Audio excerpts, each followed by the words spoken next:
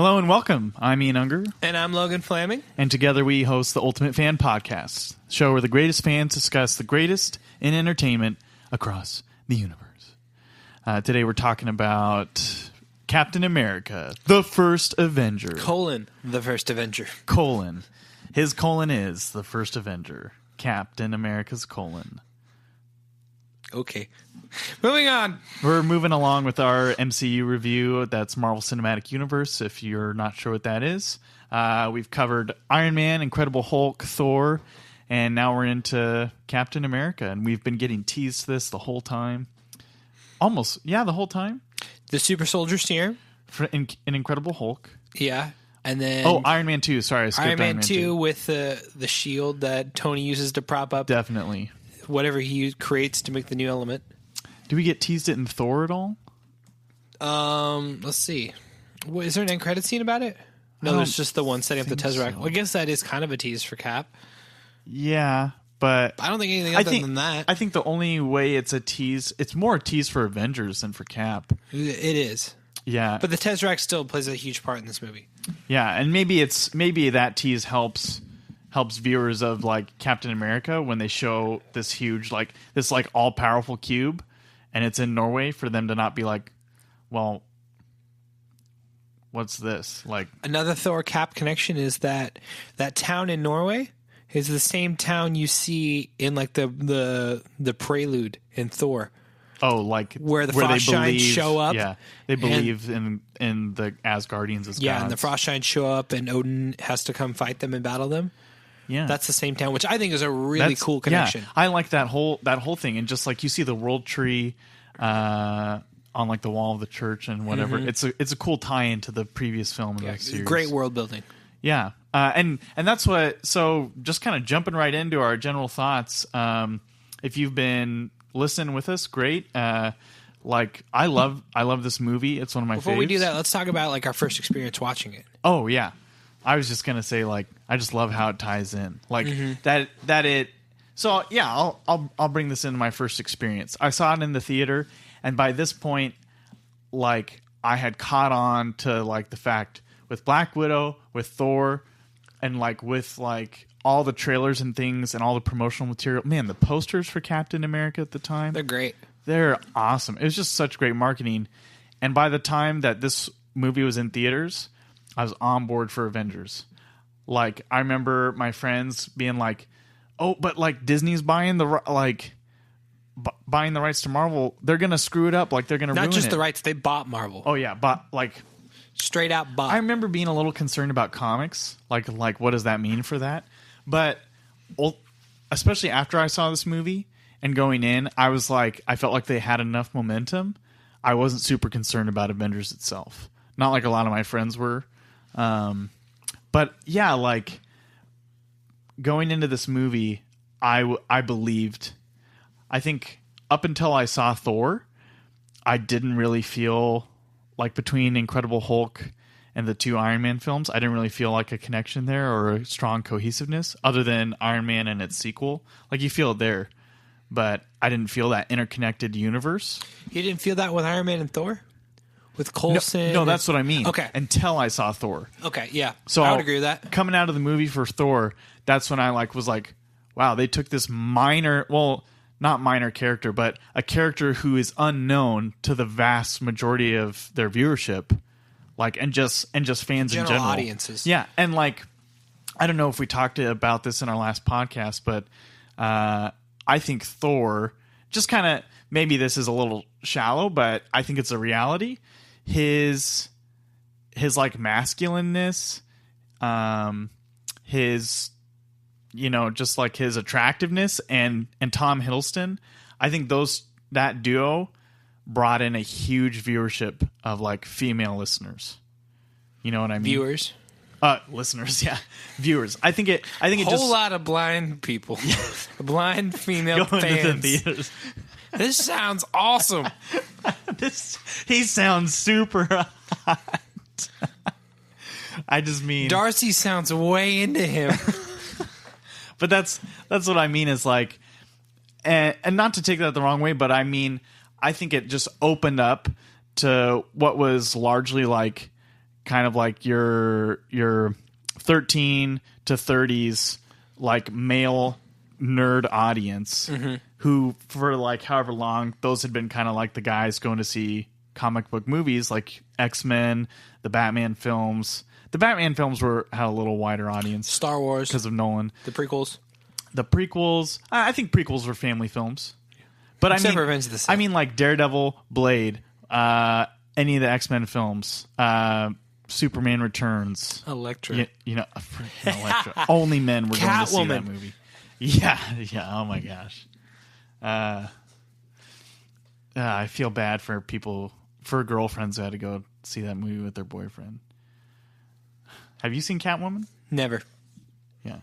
I watched the trailer and I was appalled. And I know the general consensus to that. Yeah, I just think like Thor opened up to a much wider audience. And by the time we get to this film, I was on board with it, and I think everybody was on board with it. We're open to the idea of new superheroes and like we're just waiting for the storytellers to take us somewhere. Totally. And we're like expectant for what I was expectant. And not in the way that I have been with other films where I've had my hopes dashed because of the comics, but where I'm looking forward to like to see what they're going to do with this movie and with this character. So what was your first viewing experience? So my first viewing experience was a Wednesday night after youth group. I think the week after the movie came out. I think it was around there. Got a group of I was really excited to see this movie. Yeah. This is before we cared about going to premieres. Yeah, this is before before I cared about going to see movies in general. Oh, really? Yeah.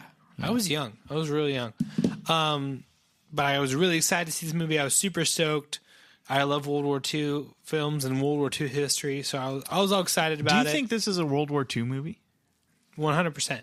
Yeah? Yeah. I feel it. Without a doubt. That's part of the fun of this film for me is its period setting. Yeah. Which I think it does really well. More than like a superhero movie.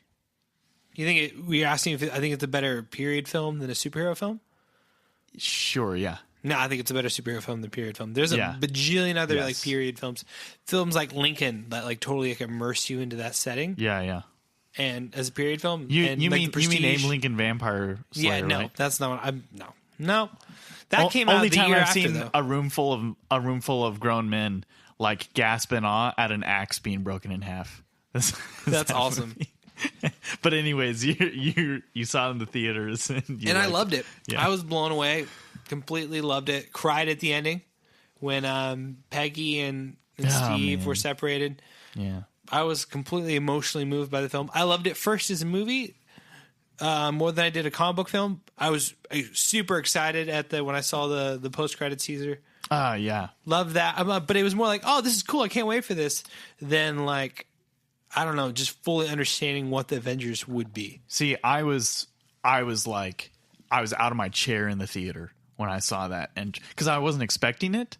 I wasn't either. I mean, we were expecting Avengers to come out, but we weren't expecting to get a trailer at the end of that movie. You get your little post credit, he's punching his bag, and you're like, "Oh, this is cool." It's what we see at the end, and maybe we'll talk about Avengers. And I was like, "Yeah, we're talking about Avengers," but then it just flows straight into the trailer for like a full on movie trailer. Yeah. And it blew my mind. And Marvel really hasn't done that since then. No, they haven't. No, and I kind of want them to.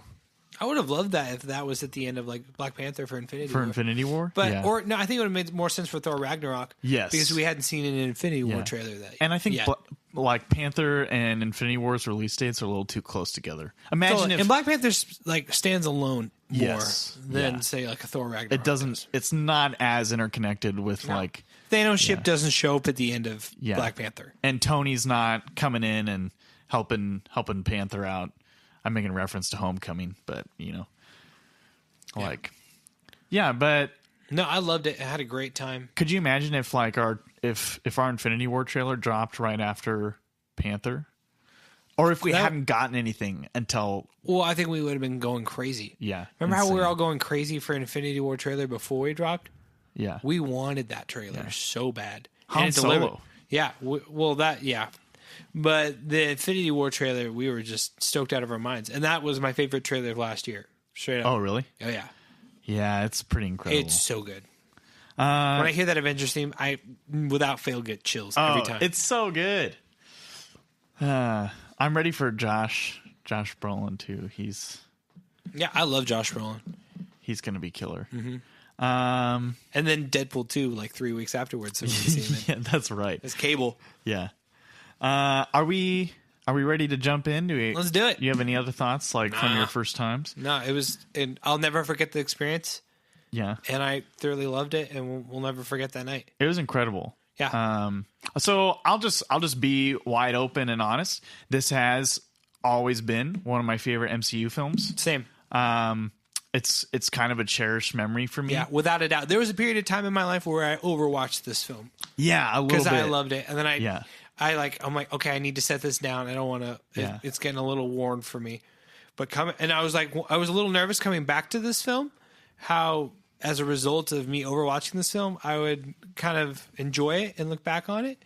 Mm-hmm. But I was pleasantly surprised to see that I still love this film. Yeah. Yeah, me too. And a lot of the film still impacts me and works for me in the same way it did back in 2011. Yeah. I've always loved the theme of heart and courage and righteousness and how it's honored, showing a meekness and strength side by side in the same character. Yeah. And I just love the movie. The main theme of the film, which is it's not about who you are on the outside that necessarily matters, but it's who you are on the inside that matters first. That main theme has always resonated with me. Yeah.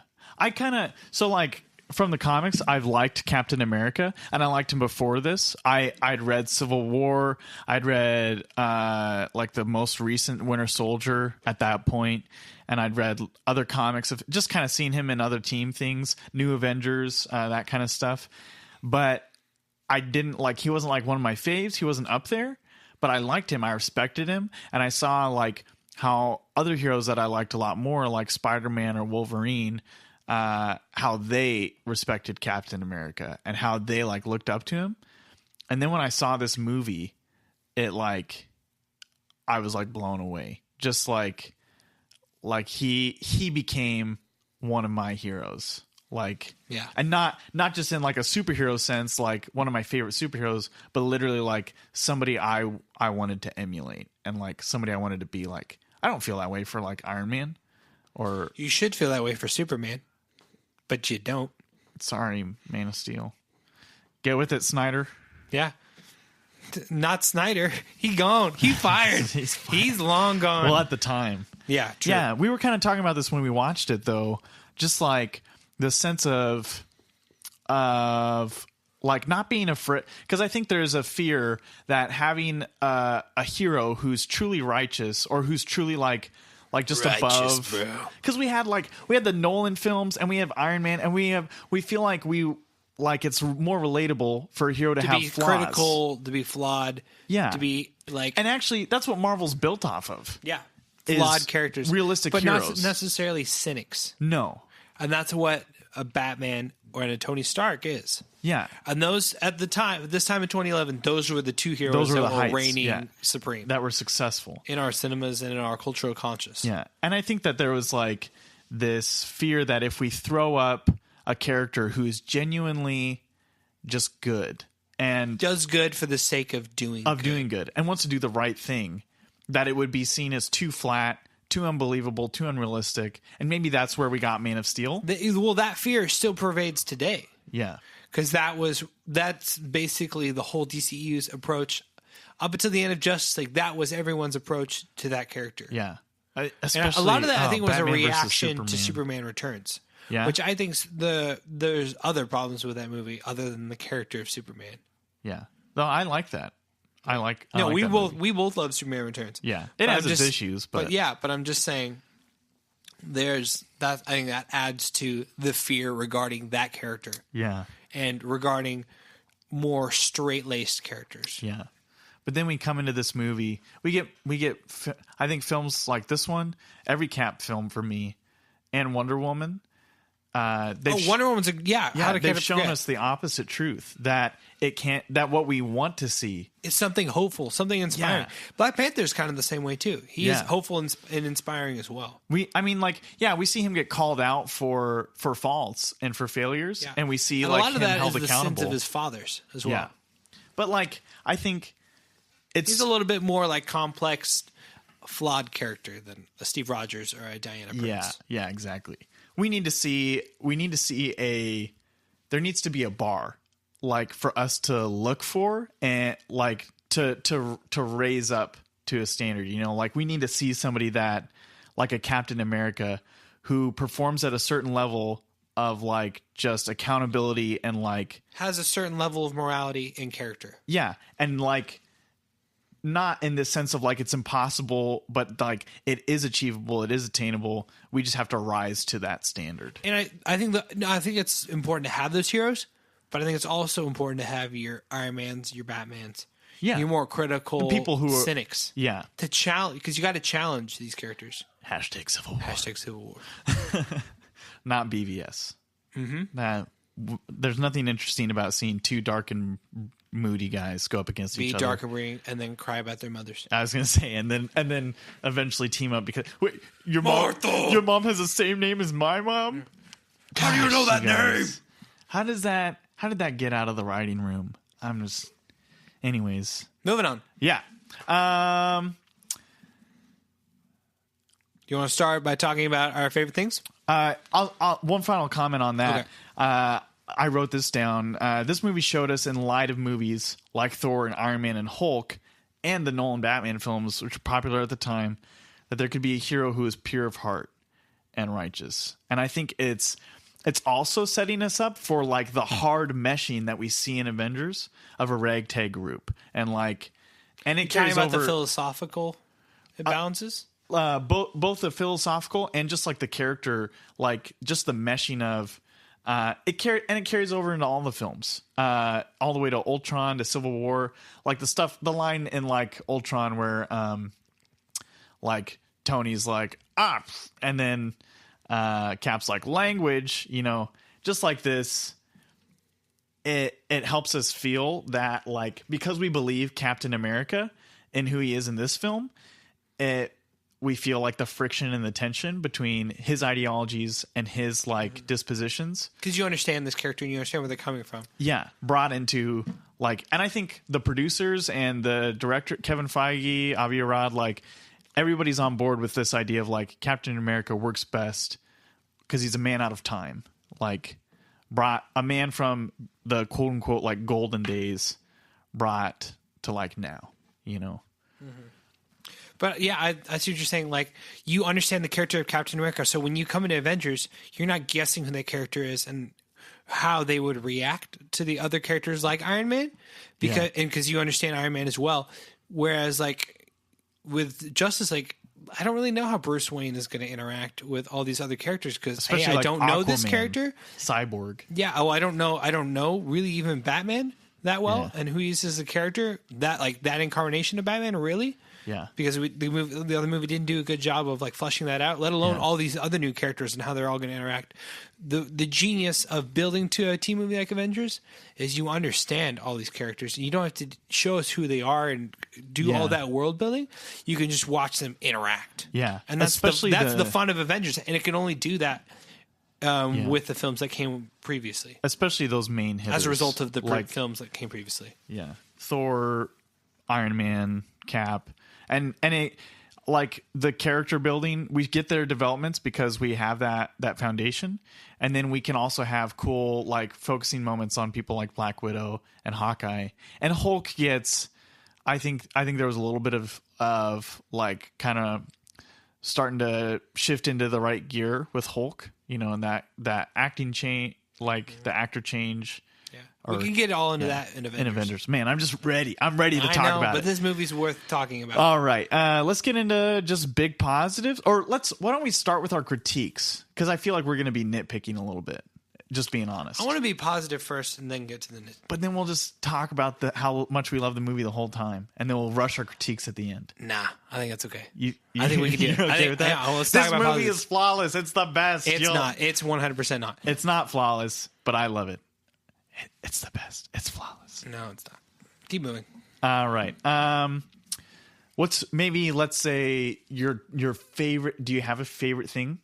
Yes, I think it's Dr. Erskine's interview of Steve the night before he does his procedure. Is it Erskine? Erskine, something like that.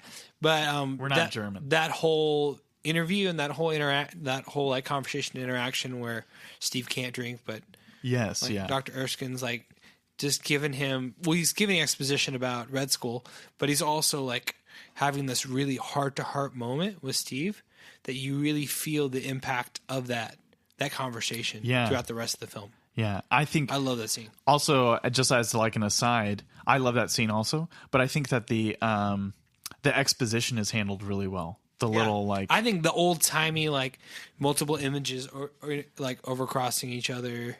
Yeah. The whole film kind of has a little bit, and I think part of it is Joe Johnston being the director.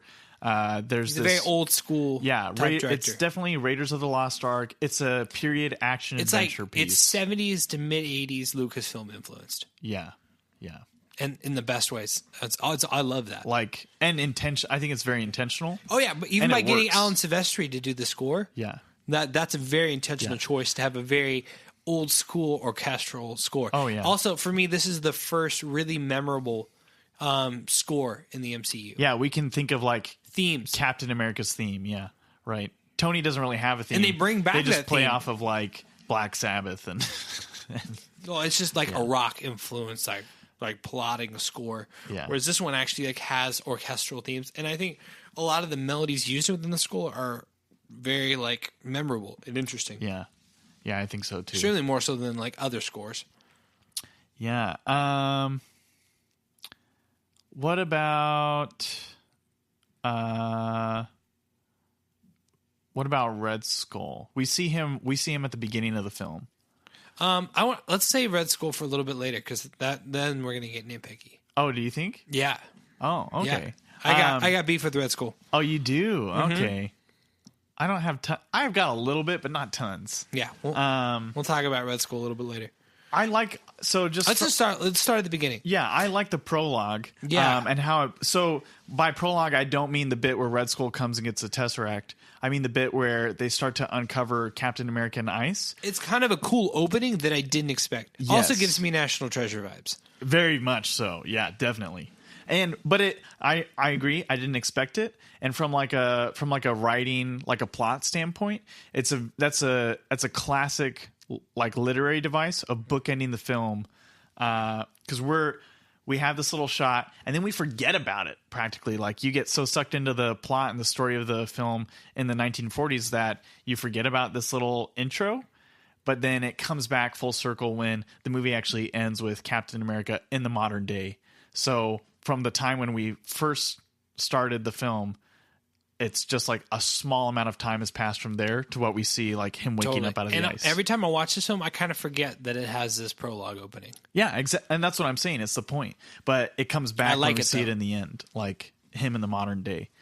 And I like that we get to see Cap's shield in the ice. Yes. It's so cool. So I love that, like, my God. Yeah. The Norwegian scene's kind of cool. I like the world building of it. It's all right. Like the world, you see the world tree on the wall. We already talked about it, but it's, like as a establishing the villain of Red Skull and making you fear him, for me, it does not do that. Yeah, I feel like it should. I'll take that. Other things make me fear him. Other scenes, not this one. And I also have a pretty huge beef, like plot wise, with this scene that we can talk about when we get into cons. Let's just get into it. Okay, let's just talk about it all. Have maybe I missed it, or maybe I've just forgotten. Is there any movie, any coverage anywhere that lets us know how this incredibly like all powerful object winds up in a wooden box in a wall in a Norwegian church? That was a question I was asking myself during this film. I'm like, I really want to know how the supposed crown jewel of Odin's treasure room ended up in this little Norwegian town. Yeah, at least Justice like League shows us how these power it. boxes get around. I feel like we would be missing this. I do want some backstory of how it got there. Yeah, because I don't think it's been covered at all, has it? No, I think not to my knowledge. Yeah, I think they just conveniently you get a little bit of Raiders feel of Red Skull. I've been looking for this particular artifact, and now you feel like he's at the end of a long search. Right. He's like Bellic. Yeah, in the he's desert. finally found it. Or but Belloc, I don't remember how to say his name. I get that, and maybe we just get a little lost with that. But looking back, especially knowing that's one of the Infinity Stones and how powerful it is and all this stuff. Yeah, how the heck did it get there? Yeah, I really want to know that too. Yeah. Why has it just been chilling there this whole time and nobody else has been Also, nitpick about that scene.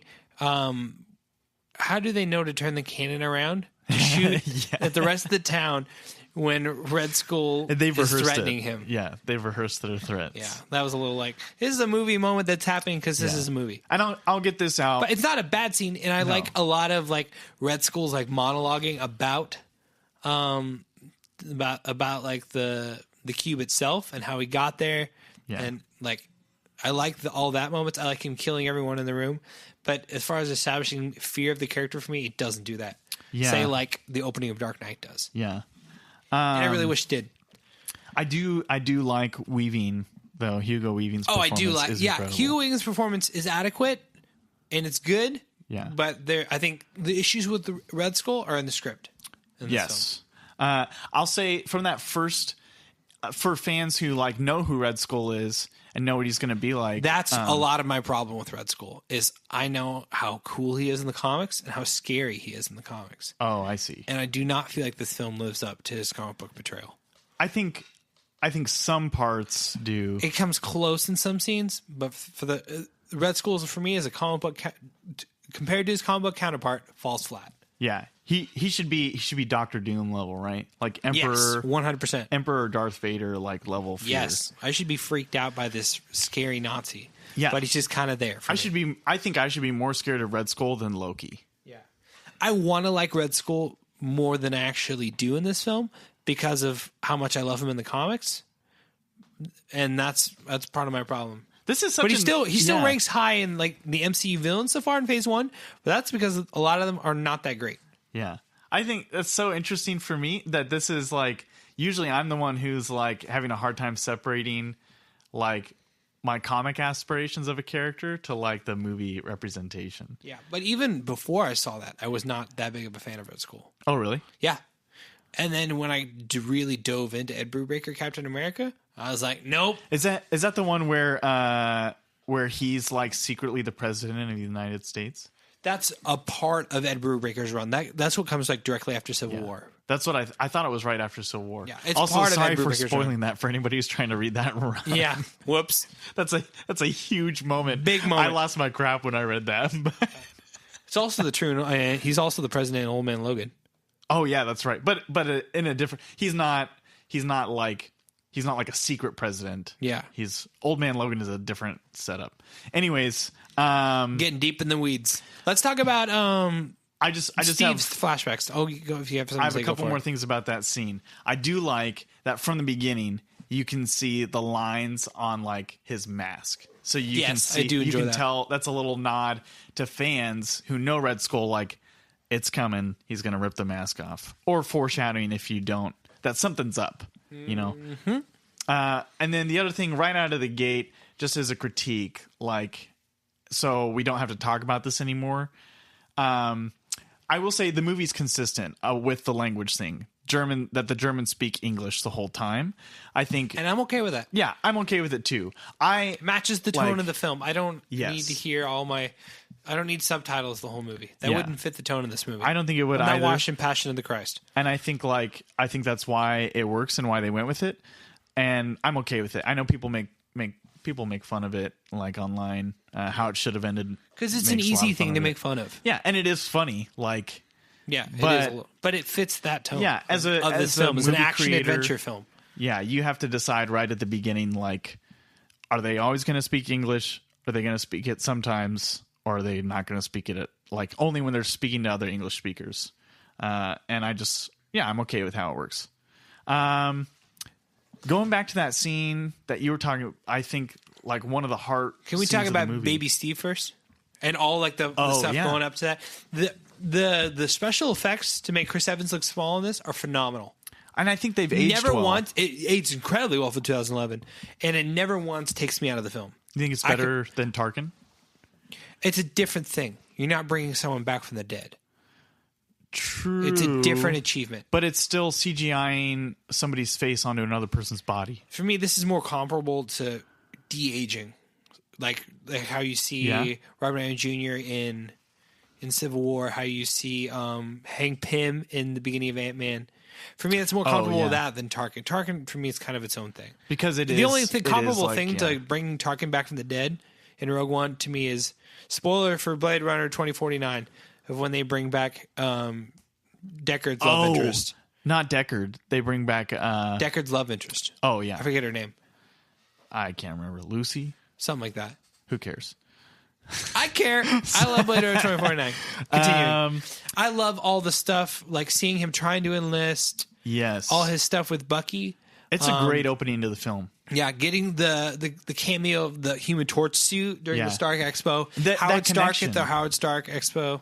It's a good tie-in for fans to like bring the universe together of like the Stark Expo, which we just saw in Iron Man 2, and like bring it back to like great world building. Here's Howard Stark. He looks like Tony at the World's Fair. It's something that's comparable to the Stark Expo. In the back of your mind, it reminds you of Iron Man. He's got the dancers. He's got it all. You know. He's got the car.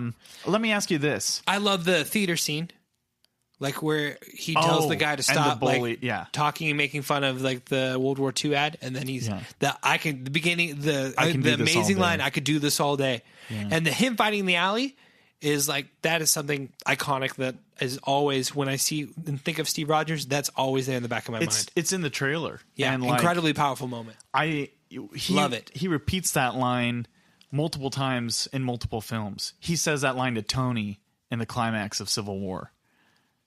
You know, it's so good. He talks about it brings it back in Winter Soldier.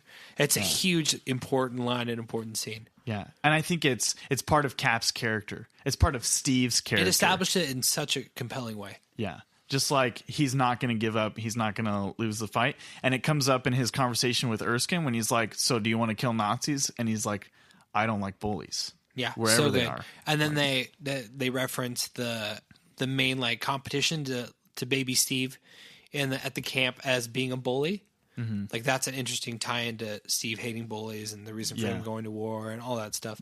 A critique of this film, like since we're talking about like Steve and like Bucky hanging out in the beginning of this film, I don't really buy into Steve and Bucky's relationship. Ask. Yeah, like I wish I did. Do you think it's established? I care about them more in retrospect, and I feel more in Winter Soldier and I do in Civil War than I actually do for them in this film. I think his death in this film is rushed.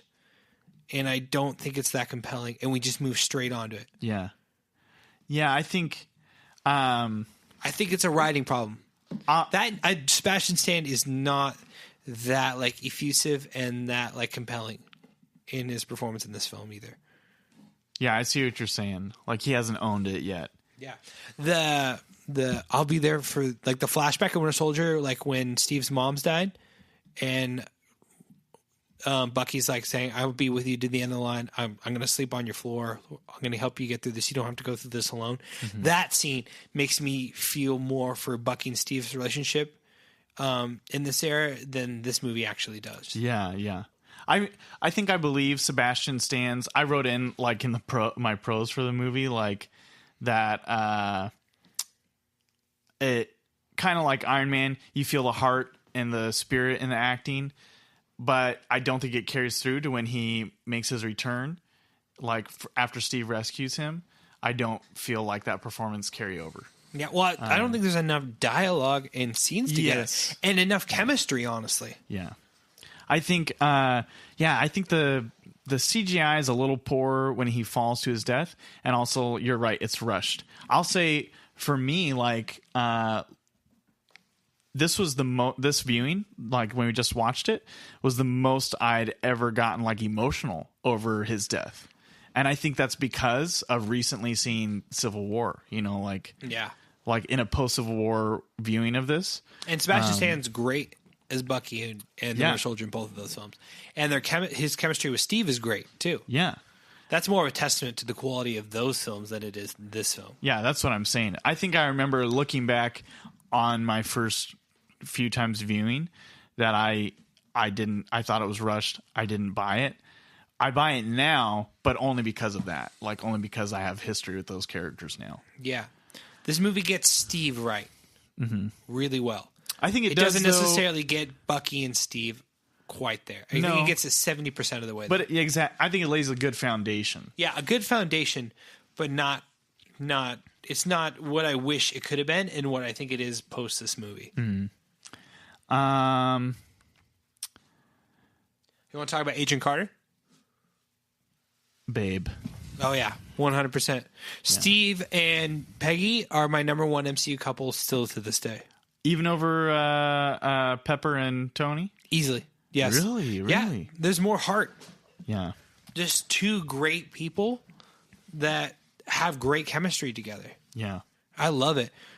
And I will talk about the Winter Soldier and Civil War scenes with Steve and Peggy later, but those like really hit me hard in those films as well, and that's because of their chemistry in this film. The first time I saw the ending scene where Steve's crashing in the water and then Peggy's crying over like that whole exchange, got me 100%. Yeah. Yeah. I was crying, like I was fully bought in. I like it. The whole idea of waking up and your entire life is gone, and the love of your life is either you're thinking she's dead and you're at the same age and it was just in a moment for you. Yeah. That's incredibly powerful stuff. Yeah. And the end of this film nails that. I remember like speaking of like female viewership, like jumping on board at this point, like I didn't see this movie on opening night, and I remembered a whole bunch of my friends who had gone to see the movie, girls and guys, talking about that scene like before I saw it, and then talking about like the last dance and how heartfelt it was and how like they just felt so much for their characters and like, well, he's never gonna see her again, and like it's so good. Yeah, that was like their main takeaway. I was worried that scene wasn't gonna age that well for me. 100% does. Yeah, so good. So going back to Captain America, I think I like his arc the best. And in this movie compared to other movies? Compared to other Phase 1 movies. Yeah, like the hero's journey. Yeah, and because it's not the typical hero's journey. It's got some twists and turns. Yeah. Well, what I mean by a typical hero's journey is like he's not like just learning this big lesson like Tony is. Like Tony, yeah. Or Thor. Like Thor, we see a huge character development. And I really enjoy his hero's journey. His hero's journey, his film is my favorite part of Thor. Yeah. Here we see Tony, who has no weapons. Tony? Sorry, Steve. He has no weapons. He has no like weapon of power, which is like a huge archetype of a hero's journey, like getting the like this tool of power that's going to help them on their quest to like greatness. But he gets it. He gets the shield. Well, and his strength. His strength. That's what I'm saying. He gets that, and he comes through on the other side, and it shows like, especially when he goes through like his kind of cathartic moment of losing Bucky, and you see his moment of like kind of darkness where he tries to drink himself into a hole, but he can't, which I think is a very poignant scene. Yeah. Still with Peggy and Steve. I love that scene. Yeah, and the whole him like trying to drink himself his sorrows in it, but he can't. Like that's something really cool. Yeah, and I like especially because this is a cool cool callback and parallel to the Dr. Erskine scene before his operation. Exactly. Yeah, and so we kind of fast forwarding there a little bit.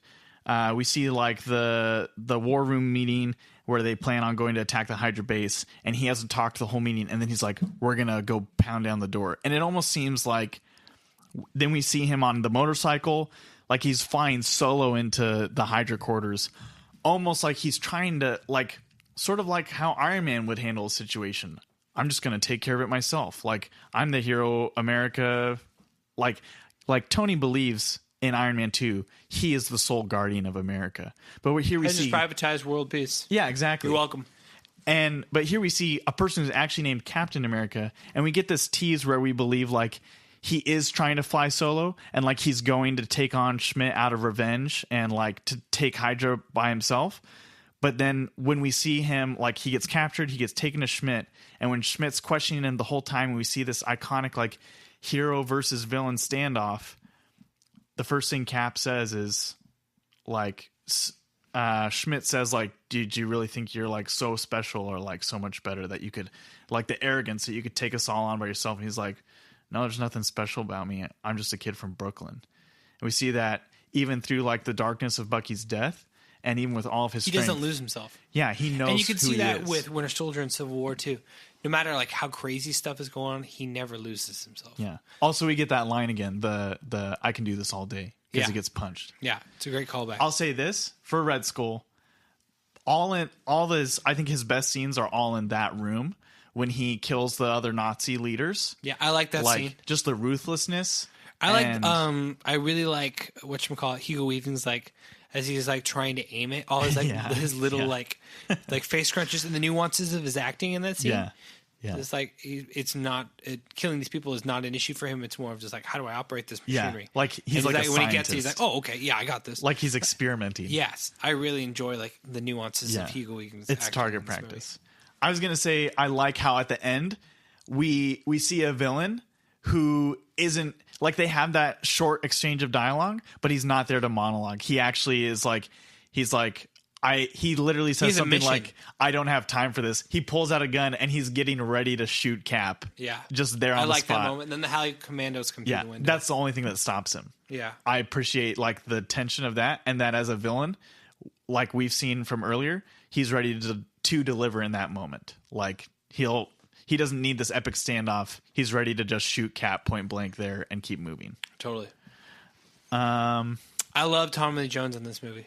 Yes. This is honestly my favorite Tommy Lee Jones performance I've seen in a general long time.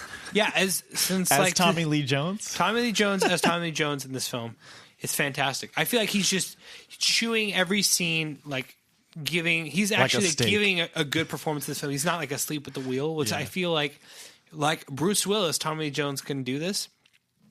But like I love all his witty comebacks. Wait, Bruce Willis? I feel like Bruce Willis can just kind of be Bruce Willis in a lot of his roles and not really give a whole bunch. I was comparing him to that. But I feel like Tommy Lee Jones is genuinely having a good time on this movie. Yeah. And he has all these great witty comebacks like, if you're thinking of something to say, now is a good time to keep it to yourself. Yeah, yeah. Like so all good. those like lines like that just really hit. I brought you dinner. And he's one of the most entertaining parts of this movie. I hope you guys haven't decoded those security transmissions. Our code. That would be awkward. Yeah, like all those lines are great. I love him. I love every time he's on screen. He's so entertaining. Okay. And he's such a great counterpart.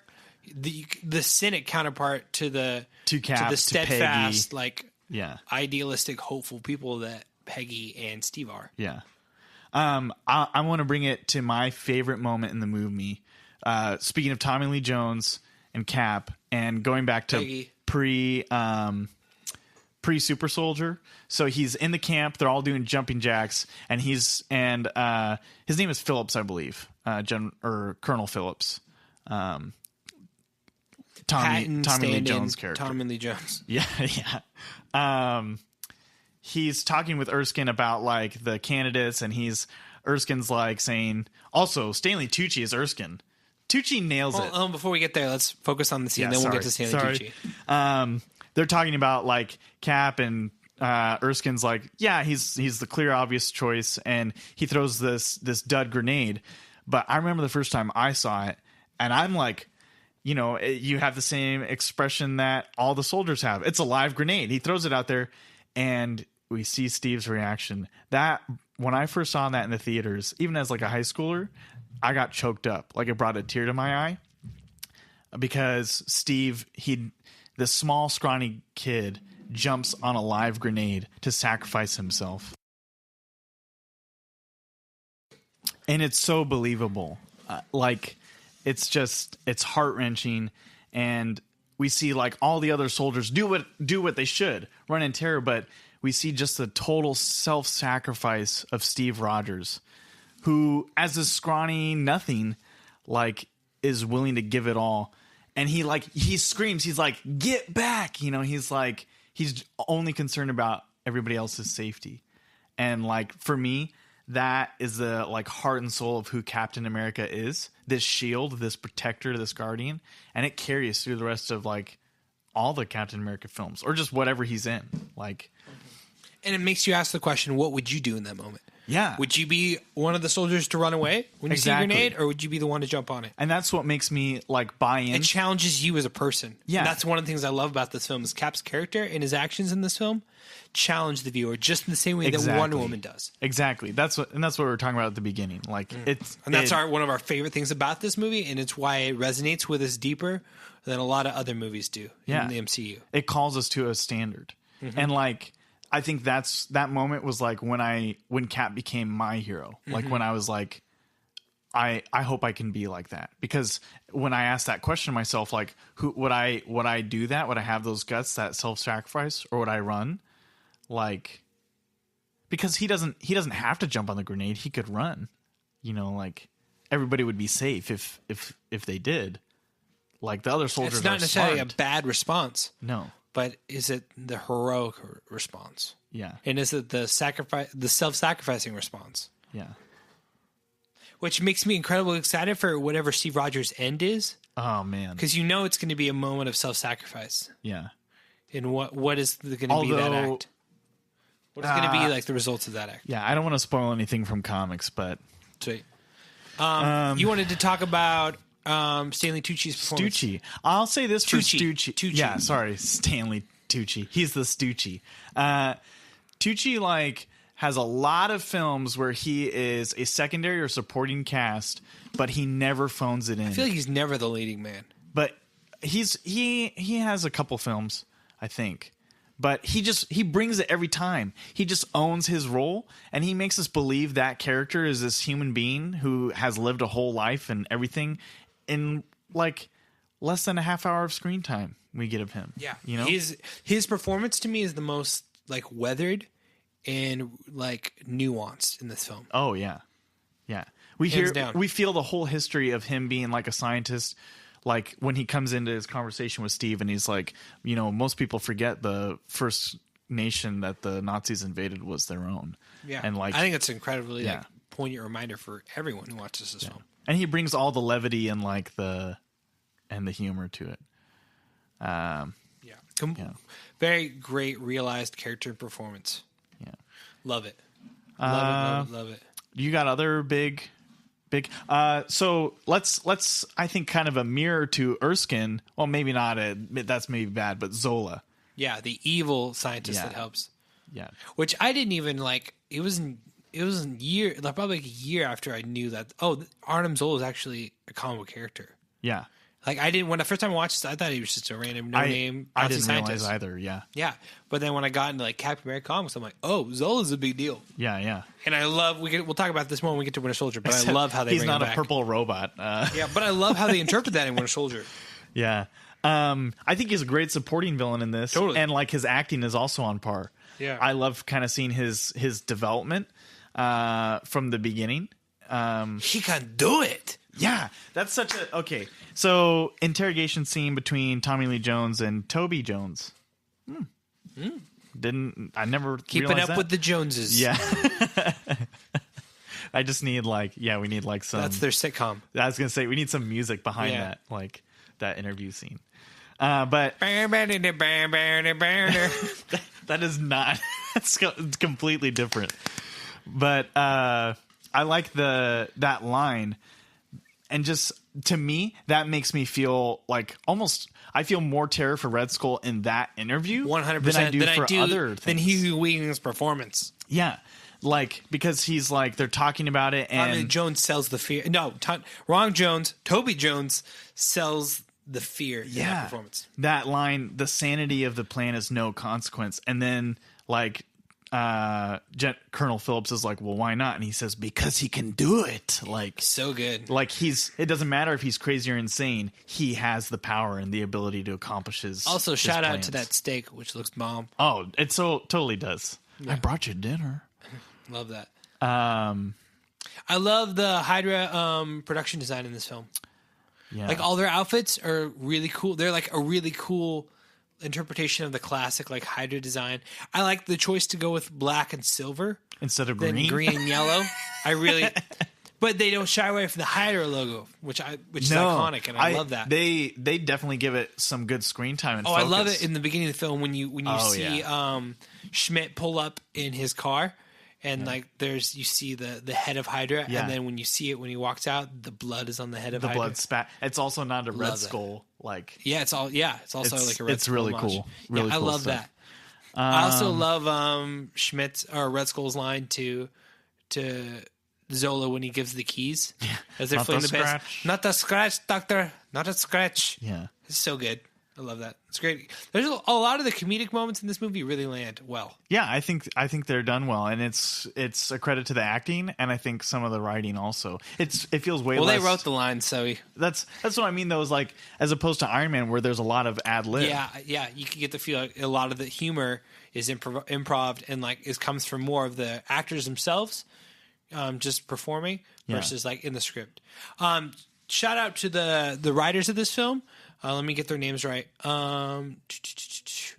Christopher Marcus and Stephen McFeely, fantastic duo. Yeah, they do they go on to write Winter Soldier and Civil War, and for me, they're hands down besides like Joss Whedon. Yeah, they're my favorite writers in the MCU. They're fantastic. Shall we move on to some of our nitpicks? Yeah. I would have liked to spend more time with the Howling Commandos. Yeah. Get to know each one of them. They're kind of just thrown away a little bit. Yeah, we get a little bit in the Agent Carter stuff, not a ton. I think it'd be interesting for like some spin-off stuff in the future, Well, I remember reading an interview with Kevin Feige back in the day. He said during that whole World War II montage, he's like, the purpose of that montage was to show that they had all these missions and went on all these adventures. And if we wanted to, we can go back and tell some of those stories. I know people make fun of that, but this montage. is a snapshot of Exactly. Cap's life, establishing Cap's life and getting him ready for Avengers and setting the universe up for Avengers. And I respect that and I understand that. But the Howling, you just want more. I want more of the Howling Commandos. Yeah, those are some important comic characters, and you kind of don't really get to know them beyond their stereotype. Like this is the Japanese guy. This is the Irish Fresno. guy. I'm from Fresno. Yeah, I love that. Yeah. I think like I get what you're feeling. It's way less of a team movie than like it takes a step back. We get to see these cool little individuals and we get to like get little nods to them, but it's not like Rogue One level or nearly Avengers where level. you get to know each and every member of the ensemble cast. But I'm okay with it. I understand why. Yeah. There's only so much you can do. And I think if I were to pick between spending more screen time and getting to know Bucky and Steve more, I would do Bucky rather than the Howling Commandos. Also, something interesting for Homecoming, I love how the principal of Peter Parker's school is a descendant of the Asian Howling Commando. And they bring back the same actor to play his like grandson. And I think that's really cool. His picture is actually the picture of the Howling Commandos is like on the shelf behind him or something. Yeah. I'll say like it's good because like from like a writing standpoint, if you're moving on in the films and you're not going to come back to World War II and all these guys are going to be dead, that's how you get cool nods in there is like that principle as opposed to like investing so much time in these characters. Like the Warriors 3 could have been invested in. These guys, if you know Cap's story is going to be only in the modern era from here on out, like unless you find I think Wonder ways, Woman does a better job of establishing their version of the Commandos than like, this film does. As like a standalone team movie. Yeah, I'll take that. It's because they get more dialogue and like screen time. Yeah, totally.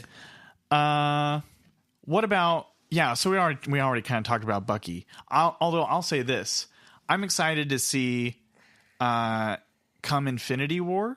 a little bit more of like, because I don't think we quite got it in Civil War, of Cap and Bucky. Now that they've kind of like reestablished, like, hey, we're friends. You only get it a little bit near the end of Civil War, like when they're in the plane. Yeah, they're on the jet and like leaving the airport. Hit it to Mother Russia. Like, apart from that, we haven't gotten to see them, like, now that they're settled, quote unquote, like, be Cap and Bucky again, be Steve and Bucky. Happen. Like, you don't think so? Steve gonna go die. No, I don't think he's gonna die. I don't think he is either, but it's a very big possibility. One of my main critiques of this movie: over-reliance on CGI backgrounds. There's a lot of crappy CGI backgrounds in this film that honestly takes me out of this film. There's a lot of like, we're in this big huge hangar that does that is not real and really looks, and it's not well done CGI. Yeah. There's a lot of CGI backgrounds in this film during the action sequences that just straight up take me out of the movie and do not look good. Yeah. The obvious. There's a lot of. I feel like a lot of the special effects budget went into making Steve look good, which is like making young Steve look good, which is important because if we didn't have that, this film wouldn't work. Yeah. And I think that's important. But I feel like a lot of the rest of the film CGI does suffer for it. I think, the background stuff. Most of everything else holds up for me, though, like the weapons. A lot of it does. But there's a lot of bad CGI. Yeah, like film. We were talking about, especially compared to Thor, compared to Iron Man. If I were to rank it like on a special effects level, I think Thor's not great. It's not great, but it's better than this film. I think a lot of that was one of my main complaints about Thor as well. Was like a lot of like over-reliance on empty CGI backgrounds. This film does a lot of that, but I think it looks worse. I don't know about worse. I don't notice it as much. I do. I've always noticed that about this film since day one. I notice it in specific settings, like Bucky's falling to his death. The hangar. I notice the hangar, but I'm focusing on other things in that scene. I'm not looking at the background. I'm not either, but it's bad enough to where it takes me out. Oh, really? Yes, 100%. It always has. I guess I don't pay attention that much in movie. Like, I can tell if something's real bad, if something's like super green screen, but like then I just like in my mind I differentiate, I ignore it. I'm like, because I want to focus on what's happening. But the Star Wars fan in me has been raised to look in the nook and cranny of every scene to see what I can find, and when it doesn't look good, it takes me out of the film. To tear it to pieces. Yeah. I think a lot of the action is not good in this film. Okay. There's a lot of boring punching and just not interesting action. I disagree. Really? Yes. I don't think it's... for me, there's not really many standout action moments. I think all the action makes sense. It makes sense, and I understand why you're going to say it from a story standpoint, but there's a lot of how it's filmed, and a lot of the choreography is straight up just not interesting to me. I think that's because of what you're used to, not because of it being bad. Okay, it's not bad. It's not that interesting. I like this choreography. I like the final fight scene in this film between Captain America and Red Skull 10 times more than Black Panther and Killmonger. Yes, but I have issues with that. They're like the one-on-one battle of Killmonger Black Panther. I have issues with that for different reasons. Both of their fights. Other than the choreography. Choreography, I think, is way better in Black Panther and versus Killmonger. No, it's not. But for me, this is... it's just not interesting. Yeah. These are our opinions. I think it's hard to be objective about this. But, like, I prefer to see actual choreography where we can pull the camera back and see people taking punches at each other and throwing punches. And, like... I'm totally down with the choreography where Steve bursts into the Hydra base and is taking on a whole bunch of soldiers. I enjoyed that's one of my favorite action moments. And I like how Last Crusade inspired that bike chases. Yeah. I like a lot of the stuff in there, but it's all right. None of it's like, man, that's so cool. I can't wait to see it again. But like, look at Iron Man 1. this movie blows Iron Man out of the water in terms of action and choreography that way. It does. Well, I like a lot of the stuff in. It blows Incredible Hulk out of the water for me. It does, but it blows Thor out of the water for me. It does that too, but it's still not very interesting for me. So quit whining about it. I just don't think it's that interesting. It's because you've been spoiled by Winter Soldier, where it's incredible the whole time. Well, and that I think look at the World War II warfare. Yeah, a lot of that is just very like the shiny. It doesn't feel gritty. I want to feel more like in the camera, more of a Saving Private Ryan, Rogue One, Black Hawk Down feel. I honestly wish the World War II stuff was way grittier than it is. I don't, because there's still like the superhero kind of comic element to it, and I get that too. But I would have liked a little bit more of the gritty. Because, like, World Raiders War of the Lost Ark isn't like that. The greatest thing of Raiders is the guy going through the propeller, which also, cool nod there. Someone goes through propeller in this movie. Yeah. But there's no sand. More of that, there's please. no dust thrown in anybody's face. No. It did cause my girlfriend, Gianna, though, to go, ah! Speaking of planes, a big con for me is... Oh, are we going to get into this? Well, not get into it. Emotionally, the climax, love it. Super so great. But does it make sense? No. I don't think it makes sense. It's everybody's. But the first time I watched it, I wasn't even thinking about that. I was completely invested. Yeah. It wasn't until like a couple years later when I really started to think about it. I'm like, oh shoot, I don't think the climax of this film makes sense. Yeah, I've thought about it critically, and there are lots of ways around. Okay, the only line I picked up on this viewing is he could land the plane. Well, he could jump out of the plane and the evidence in Winter Soldier without a parachute. And be completely fine. Yeah. Here's what, but then, like, what is he gonna do with the plane crash? Okay. It's gonna go in the water and the ice and freeze and be fine. This is my only thing that I think they might try to save themselves by is when he says, like, it's going too fast. He says something about like the speed, like, and maybe he doesn't know how to pilot it. He doesn't know how to put on the brakes. Into the water. Crash it into the water. And then walk out. Or why can't we just turn the plane around? Yeah. Why can't we just, whoop, turn it back, let's go back home? But then he still has to crash it or something. Why? Like, because it's going too fast? Like, they broke the controls so he can't slow it down? Well, then just crash it in the water and jump out beforehand. Yeah. There's no way. I think there are ways around it, and it doesn't have to happen, but it did happen because the plot demands it. It's more like this is what happens in comics, so we have to do it this way. Yeah. And I get that. I understand that. But that's not. I don't like that. That's not what happens in comics. The rocket he goes off in the comics that this is sort of emulating with his final quote unquote confrontation with Red Skull. It blows up in the air. I think we could have done that. Something like that. Yeah. Anyways. That's honestly one of the biggest detractors from me. My other thing is, my last nitpick is the shield. When he gets the shield, how this like super indestructible, like incredibly almost magical high tech shield. How how Howard Stark is like, you don't want that. Like we can just look over that one. Like maybe he just wanted to keep the vibranium for himself. Maybe if it's most. If would you want to give your favorite kid away or your favorite puppy? Say you have a litter of puppies. Yeah. Would you want to give your favorite puppy away? If it was for saving the world. But if you think there was better options and you could save this for something better. Yeah. Like a shield that has a window on it. Also, all those other shield designs for Cap Shield were horrible. Yeah, they look terrible. No one would want that. You would be made fun of. It's like bad concept art. Yeah, it's like really bad concept art. Okay, I've got a couple questions for you as we wrap this up.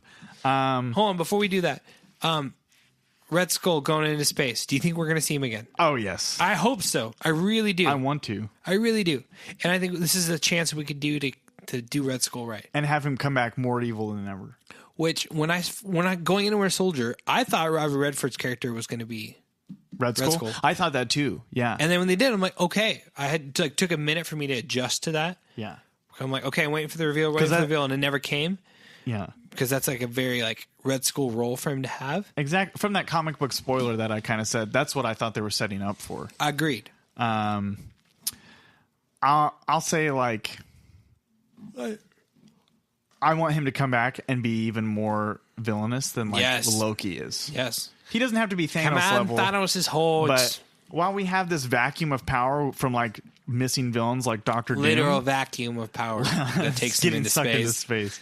I would love somebody for Red Skull to fill that vacuum on Earth, like to be like the main Earth villain that like everybody fears. Either way, I want him to come back. Yeah, somehow, some way, so more villainous than before. Also, shout out to Kind of Funny's MCU in Review. They're also doing like the same podcast that we're doing, which is like watching every Marvel movie leading up to Infinity War. Go check them out.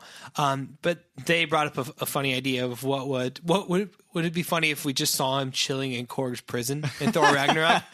He's got a yellow jumpsuit on. Yeah. Oh, and like, sorry. I'm thinking of the Guardians of the Galaxy. I'm thinking prison. Korg's prison in Thor Ragnarok. Yes. Would that be funny? Yeah. But that would mean he's like a gladiator. Yeah. Like fighting Hulk. Yeah. We see like a red skull, like an actual red skull. Oh, that'd be like, horrible. I would hate that. Yeah. So some questions. Do you think we'll see, we've been talking about how pure and righteous Cap is, but do you think we'll see a darker side post like Secret Avengers? Don't want it in Infinity War. Don't want it. No? Nope. You think? But do you think we're going to see it? Nope. I think Cap's going to be Cap. Okay. And this is a question for you listeners as well as for Logan. So excluding Avengers, because that's still technically phase one of before Marvel we get into Cinematic ranking, Universe. let's talk a little bit of the. This isn't ranking. Oh, we aren't talking about ranking? Okay. No. Well, I mean, kind of. Let's talk about Nick Fury. Oh, you want to talk about Nick Fury? I want to talk about Nick Fury and you still want to talk about the movie. We got to wrap this thing up. I know we do. But I absolutely love him. The whole like Times Square scene. Him waking up in the modern day. Love all that. The baseball, like him realizing that it's wrong because of the baseball game on the radio. Yes, that's one of the ones killer. he went to. That's also, it's so well acted. It's so good. I'm going to ask you one more time. Yeah. Also, I think it's kind of weird that the SHIELD agent they used for that scene looks a lot like Black Widow. Yeah. And when I first saw that, I'm like, is that Black Widow? No. It honestly took me out of the movie when I saw that. I didn't think so. Yeah, I thought it was a little weird. I thought they just brought in like a hot girl, like on purpose. Yeah. Also, I love how everyone who works for SHIELD is a babe. That's just how it goes. Maria Hill, It's Agent that way in the Carter, comics. Sharon Carter, this random girl. Every SHIELD agent is a babe. Now I'm ready for like a SHIELD agent who's not. Like, yeah. It's just like Melissa McCarthy is a SHIELD agent. Hey. I'm not trying to throw shade here, but she doesn't quite fit the stereotype. True. I love how we see Cap is ready to just like he's ready to take down a woman. Like he stands up like intimidating. He's like, I'm only going to ask you one more time. Like, well, think about it. The last time he saw, like, he was saying goodbye to his girl. Yeah. But then when he ends up in Times Square and Nick Fury shows up, he's like, "You've been asleep, Cap." Yeah. And he's like, "For how long?" And then the whole thing is great. And he's like, I had one dance, and then it goes dark for just a little bit before the credits kick in. To me, like, that whole scene is so well done. I think he says, "I had a date." I had a date. Yeah. And then it just goes dark. Yeah. And it stays dark for a little bit. I love that. It's good. Always moving. And it's such a great... I couldn't have asked for a better way to lead into Avengers. Yeah. Yeah. Pitch perfect. Love, love, love that ending. And the end credit scene, too. It doesn't feel like any time has passed. Yeah, totally. Like, I love that, how they just pick actually it up going right into actually Avengers. It doesn't feel like any time I want to has know passed. the exact amount of time that passes. Like a week? I don't know, but it's really really fast. Also, just speaking of that, which I love. The circular ending and coming back to Cap waking up. What I love about that from a story standpoint is it makes us realize, like, putting that right there at the end and really quickly, we see this cool kind of finish with like the kids in the neighborhood playing ball, and the kid's got the shield where he's painted on Cap's shield, right? It's like this cool... This kid from Britain. Yeah. I think it's America. Is it? Okay. Yeah. I think it's a cool like ending to that era. Agreed. And like a cool I like how cap unfinished it feels. A cap to that. But I like how unfinished it feels. It feels open-ended, but still like... For me, it leads straight into Agent Carter if you haven't seen Agent Carter. Agent Carter's great. Go watch that show. But I think it's cool to see like when we have that close-up of Cap's eyes and he opens them up and we realize he blacked out after crashing the plane. And then for all he knows, like this is a couple hours, a day, a week later. Like they tried to create that room for him to make it an easy transition, I think. But like literally for him, it's as if no time has passed. Mm-hmm. Like, and he opens his eyes and this is the next thing he sees. Yeah. So like, it's so good. All right, let's get on to ranking. So I was going to say for all you out there, answer in the comments. Do you think with the exclusion of Avengers, is this the best film in Phase 1? Yes. I'll say yes. But 100% what yes. do you think is the best film in Phase 1? Do you think if it's not Captain America, the First Avenger, which is it? You've got Hulk, you got Iron Man 1 or 2, and you've got Thor as well as this one. Let's leave out Avengers. It's maybe the best. Easily. For me. Avengers? Wait, Phase 1? Yeah. Yes. Yes, 100%. But if you're leaving out Avengers, I think Captain America's at the top for me. Yes. 100%. I have this movie at number 6 in your MCU, overall ranking. Overall MCU ranking. I've got it, I think, higher than that. And watching this, I would keep it in the exact same spot, which is amazing. Really? Yep. I like it more than Black Panther. I have it right above Black Panther. It's at number 5 for me. Oh. What are we missing? What do we have different than us? Number 1, I have Winter Soldier. Okay. Number 2, I have Civil War. I've got those switched around. Ooh, that's going to be fun. 3, The Avengers. Yeah. Number 4, Guardians of the Galaxy. Oh, do you have both Guardians of the Galaxy 1 and 2 up there? 4 is Guardians of the Galaxy. 5 is Guardians of the Galaxy 2. Then it goes Captain America, the First Avenger. Okay, so that's our big discrepancy is like... I love Guardians 1 way more than Ian does. Yes. I had Comics baggage. Yeah, I had huge issues with it. Got baggage. But that's been our most requested episode for guests. Really? I've had so many people like, can I come on for Guardians? That's so interesting. Yeah, I love Guardians. I would have thought like that's Avengers. a huge crowd pleaser.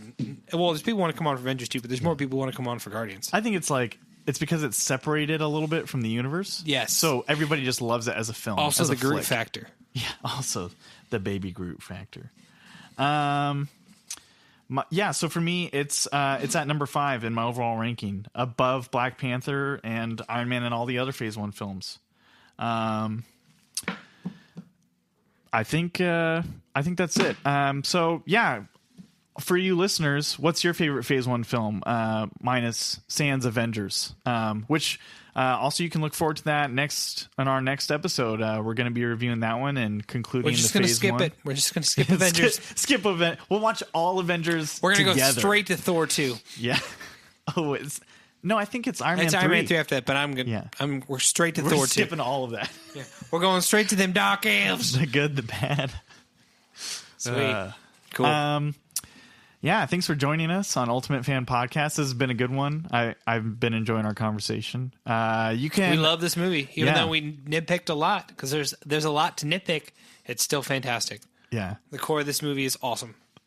And also, I think it just says something about a movie if like we have to nitpick to find like errors with it. Totally. Well, if you liked this podcast, if you liked this conversation, if you want to get in on it, subscribe to our Podium page or our YouTube channel at Ultimate Fan Podcast. We're on iTunes now. And now we are on iTunes. So a lot of I know that's a lot of people's preferred way of listening to podcasts. Yes. It's my preferred way of listening to podcasts. So please subscribe on there. Leave us a ranking. Leave us a nice review. That'll help us to be able to be higher in the iTunes charts, which will mean more people will see our podcast, and we would love that. Yeah, more people getting in on the conversation, on the Ultimate Fan discussion. You can also follow us on all the social medias, Facebook, Twitter, Instagram, all at Ultimate Fan Podcast, and we have an email, the same, ultimatefanpodcast@gmail.com. If you want to send us an email with your thoughts, questions, we might comments. read it on the show. Yeah. If your grammar's good enough. If we have to edit your email, JK, send it. If it's kindergarten level, we may not read it. But anything higher than kindergarten level, we will accept. Call us, beep us if you want to reach us. Wait, what? That's Kim Possible. Oh, never mind. I didn't watch that show. Yeah, so look forward to our review of Avengers next episode. Yes, it's going to be so much fun. Yes, Avengers. You think you're the only superhero in the world? That was a terrible... Yeah, it wasn't even the right line. No, he says that in Avengers. Or I mean in Iron Man. I don't think it's superhero in the world. Yeah, he says superhero. It's ridiculous. It's game changing. Anyways. I'm trying to Google it, but never mind. Once again, thanks for joining us on Ultimate Fan Podcast. We'll see you next time. Woo!